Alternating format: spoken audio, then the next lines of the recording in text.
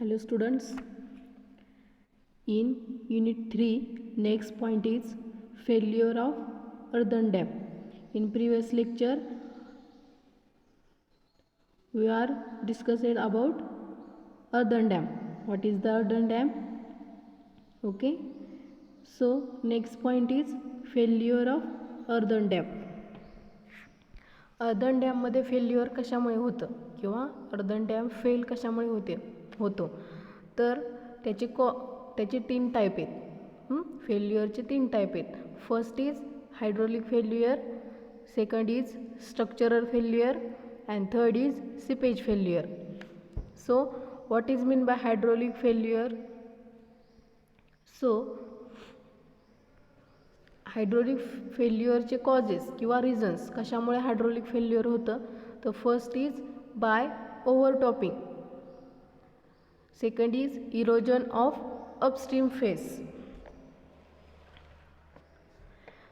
Third is cracking due to frost action, next is erosion of downstream face by gully formation and next is erosion of downstream toe. So तर ओव्हरटॉपिंग म्हणजे काय असतं तर ज्यावेळेस आपला डॅमचा जो टॉप असतो त्याच्यावरून पाणी ज्यावेळेस फ्लो होतं त्याला ओव्हरटॉपिंग म्हणतात. तर त्याच्यामुळे काय होणार आहे? हायड्रोलिक फेल्युअर होणार आहे. ओके, तर ओव्हरटॉपिंग आता कशामुळं? जर आपण इनसफिशियंट फ्रीबोर्ड ठेवला, डॅम डिझाईन करताना इनसफिशियंट फ्रीबोर्ड ठेवला तर फ्रीबोर्ड म्हणजे काय असतं ते सांगितले मी तुम्हाला.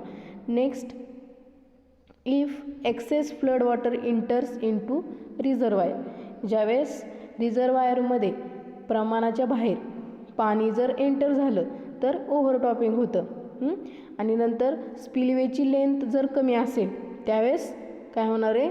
ओव्हरटॉपिंग होणार आहे. आता हे ओव्हरटॉपिंग कसं मिनिमाइज करायचं तर to overcome such type of erosion should be provide sufficient freeboard, sufficient spillway length and more top width. Okay, overtopping कमी करायचं असेल तर सफिशियंट फ्रीबोर्ड ठेवायचा, नंतर सफिशियंट स्पिलवे लेंथ, नंतर काय मोर टॉप विड्थ. ओके, तर नेक्स्ट हायड्रोलिक फेल्युअर कशामुळे होतं?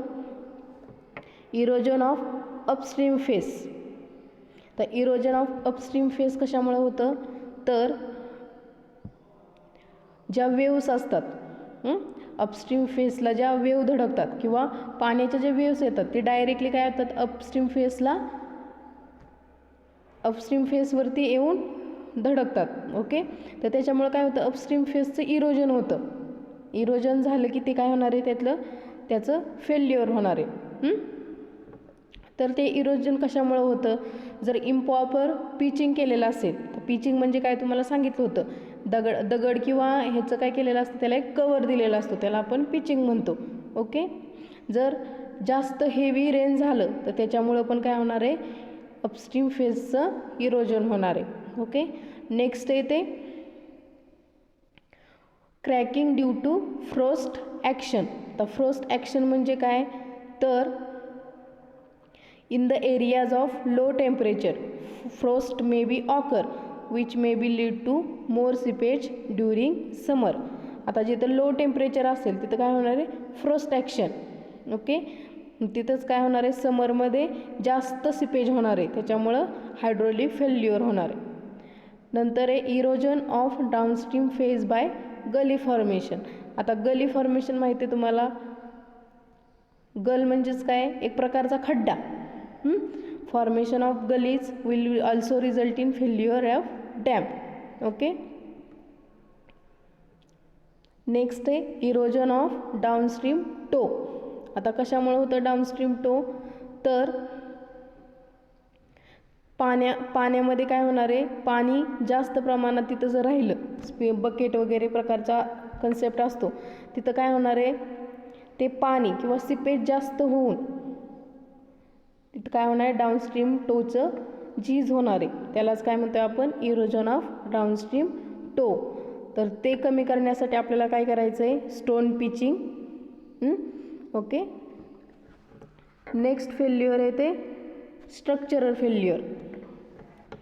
पहिलं झालं हायड्रोलिक फेल्युअर, सेकंड आहे स्ट्रक्चरल फेल्युअर. ओके, तर स्ट्रक्चरल फेल्युअर कशामुळे होतं, तर कॉजेस काय काय, फाउंडेशन स्लाइड किंवा overall stability of the dam आणि स्लाइड इन इम्पॅक्टमेंट. जर फाउंडेशन ढासळलं किंवा स्लाइड झालं त्याच्यामुळं काय होणार आहे, स्ट्रक्चरल फेल्युअर होणार आहे. आणि इम्पॅक्टमेंट, आता फाउंडेशन कशामुळे स्लाइड होतं, तर फाउंडेशन आपलं कशापासून तयार होतं, सॉफ्ट सॉइल्स. जर सॉफ्ट सॉईल असेल फाउंडेशन तयार करताना किंवा फाउंडेशन जिथं असेल तिथं सॉफ्ट सॉईल असेल तर ते काय होणार आहे, काही एज किंवा काही लाईफ टाईम नंतर काय होणार आहे, स्लाइड होणार आहे, फाउंडेशन स्लाइड होणार आहे. तर top of embankment gets cracked and subsides and the lower slope moves outward forming large mud waves near the hill. आता इथं दाखवले त्यांनी, जर वीक फाउंडेशन असेल तर काय फाउंडेशन तुमचं स्लाइड होणार आहे. Okay, slide in embankment. The most critical condition of the slide, the upstream slope is sudden drawdown of the reservoir and downstream slope is where the reservoir is full. जर upstream slope हा sudden ड्रॉडाऊन झाला किंवा sudden ढासळला तर काय होणार आहे, तुमचं फेल्युअर होणार आहे. ओके, आणि downstream slope is Wien the reservoir is full. Okay, this generally occur due to development of excessive uncounted pore pressure which may be reduce the shearing strength of soil. जर तुमचं जास्त pores असतील तर काय होणार आहे, तुमची जी सॉईल आहे फाउंडेशनची जी सॉईल आहे ती काय होणार आहे, त्याची शेअरिंग स्ट्रेंथ रिड्यूस होणार आहे. ओके,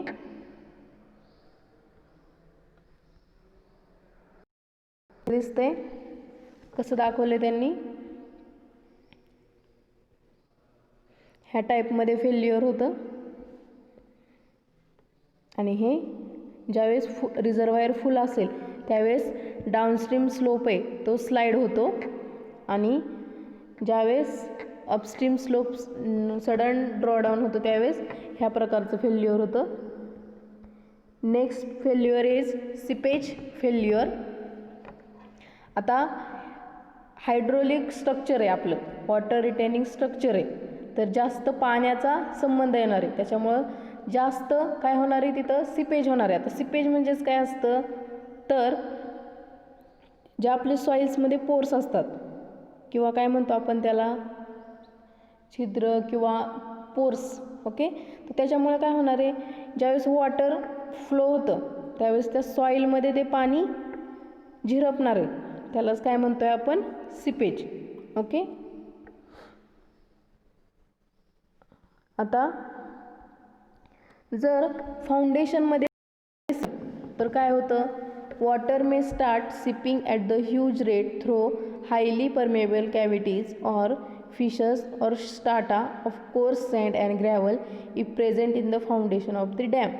तर काय होणार आहे, ज्यावेळेस आपण काय करतो आहे, कोर्स सँड किंवा ग्रॅव्हल फाउंडेशनमध्ये वापरतो आहे त्यावेळेस काय होतं, त्याच्यामध्ये जास्त पोर्स किंवा कॅव्हिटीज छिद्र वगैरे असतील त्यावेळेस काय होणार आहे, गॅप. त्यावेळेस काय होतं, त्याच्यामध्ये वॉटरचं सिपेज होतं.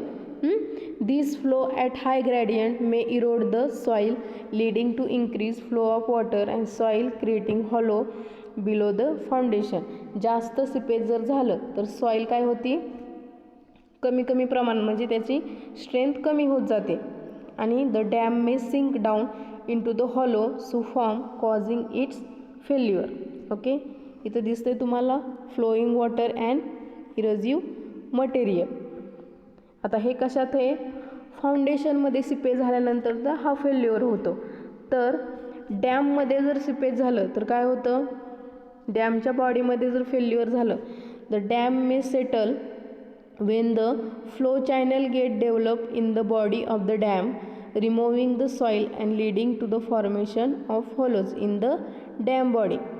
These flow channels may develop due to faulty construction, insufficient compaction, cracks develop in embankment due to foundation settlement, shrinkage cracks and animal burrows. तर जी डॅमची बॉडी असते आपली त्याच्यामध्ये सिपेज कशामुळे होतं तर फॉल्टी कन्स्ट्रक्शन असेल, जास्त कॉम्पॅक्ट किंवा इनसफिशियंट कॉम्पॅक्शन, प्रॉपर कॉम्पॅक्शन केलं नसेल, त्याच्यामध्ये ऑलरेडी क्रॅक्स डेव्हलप झाले असतील, त्याच्यामुळं काय होणार आहे तुमचं सिपेज, डॅमच्या बॉडीमध्ये सिपेज होणार आहे. Piping through the dam body generally gets develop near the pipe conducts passing through the dam body. The development of flow channel can be avoided, better construction and maintenance of the dam. Okay.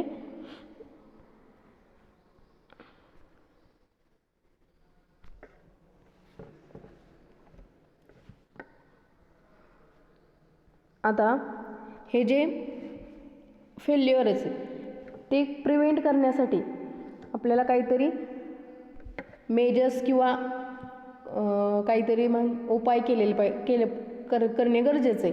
तर कोणते failure overcome करण्यासाठी कोणते measures आहेत ते आपण बघूया. First होता आपला हायड्रोलिक फेल्युअर, त्याच्यामध्ये ओव्हरटॉपिंग. तर ओव्हरटॉपिंगमध्ये काय सांगितलं होतं मी तुम्हाला, इनसफिशियंट फ्रीबोर्ड ठेवायचा असतो, नंतर काय सफिशियंट स्पिलवे लेंथ आणि मोर टॉप विड्थ. तेच काय दिले तुम्हाला कन्झर्वेटिंग स्पिलवे डिझाईन, म्हणजेच काय स्पिलवेची सफिशियंट लेंथ ठेवायची. ओके, ते लिहिलं तर चालेल. नंतर वेव्ह ॲक्शन. आता तुम्हाला जे वेव्ह ॲक्शन आहेत ते काय करायचं आहे, provide adequate protection to upstream slope by laying riprap in the most susceptible areas. Gully formation असेल डाऊनस्ट्रीम साईडला तर तुम्हाला काय करायचं आहे, ग्रास कवर और टर्फिंग. मी सांगितलं होतं तुम्हाला जे आपण ह्याच्यावरती गवत किंवा हराळी टाईप जे प्लॅन्टिंग करतो त्यालाच काय म्हणतो आहे आपण, टर्फिंग. तर गली फॉर्मेशन ओव्हरकम करण्यासाठी तुम्हाला काय करायचं आहे, डाऊनस्ट्रीम स्लोप प्रोटेक्शन. त्या डाऊनस्ट्रीम स्लोपचं प्रोटेक्शन करण्यासाठी तुम्हाला ग्रास प्लांटिंग किंवा टर्फिंग करणं गरजेचं आहे. नंतर for high dams provide bumps and drainage system. जर मोठे डॅम्स असतील तर तुम्हाला बम्प्स, तर बम्प्स म्हणजे सांगितलं होतं मला एक प्रकारचा पॅसेज प्रोव्हाइड करायचा आणि ड्रेनेज सिस्टीम तुम्हाला प्रोव्हाइड करायची. तर टो इरोजन कमी करण्यासाठी काय करायचं आहे, प्रोव्हाइड टो ड्रेन. म्हणजे काय, पाणी तिथून ड्रेन होण्यासाठी तुम्हाला टो ड्रेन प्रोव्हाइड करणं गरजेचं आहे. Horizontal filter at the toe drain. Same horizontal filter तुम्हाला तिथं डिझाईन करणं किंवा प्लेस करणं गरजेचं आहे. आता frost action. Provide extra freeboard of 1.5 metre to take care of frost action. Extra freeboard म्हणजे 1.5 मीटर तुम्हाला एक्स्ट्रा फ्रीबोर्ड तिथं प्रोव्हाइड करायचं आहे. सिपेज फेल्युअर म्हणजे काय, कीपिंग द फ्रिक्वेंट line well within the dam section by adopting zone section or providing filters at the toe. Seepage फेल्युअरमध्ये काय, avoid the development of piping by following correct design and construction of procedure. तुमचे जे pipe design आहेत म्हणजे जे तुम्ही drainage system किंवा पाणी जिथून फ्लो होणार आहे ते तुमची काय प्रॉपर डिझाईन आणि कन्स्ट्रक्शन पाहिजे. आणि sloughing can be control by providing grass cover. म्हणजेच काय तुम्हाला टर्फिंग करायचं आहे. तर स्ट्रक्चरल फेल्युअर कशी तुम्ही कमी करणार, तर proper selection of site, materials use and correct design and construction technique. तर ऑब्वियसली स्ट्रक्चर तुम्हाला चांगलं पाहिजे असेल तर तुम्हाला मटेरियल चांगलं पाहिजे, तुमची साईट चांगली पाहिजे आणि डिझाईन आणि कन्स्ट्रक्शन तुमचं क्वालिटी पाहिजे. ओके,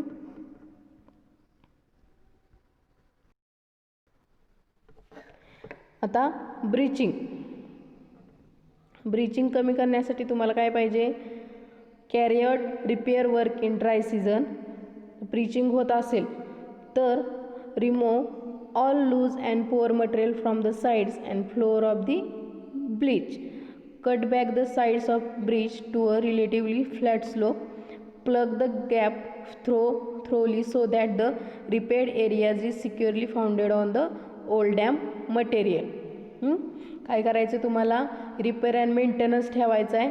तुमचे जे पोअर मटेरियल झालं असेल, लूज झालेलं असेल ते तुम्हाला साईडला करायचं आहे. ओके. तर spreading, minimize the risk of spreading of the embankment base by avoiding poor foundation, adopting flatter slopes and reducing the height of the dam. Spreading जर कमी करायचं असेल तर काय करायचं आहे तुम्हाला, पोअर फाउंडेशन अवॉइड करायचे आणि तुमची जी डॅमची हाईट आहे ती काय करायची तुम्हाला, रिड्यूस करायची. Okay. This is the failure of earthen dam and its remedial measures. Next लेक्चरला आपण ग्रॅव्हिटी डॅम बघणार आहे. ओके. थँक्यू.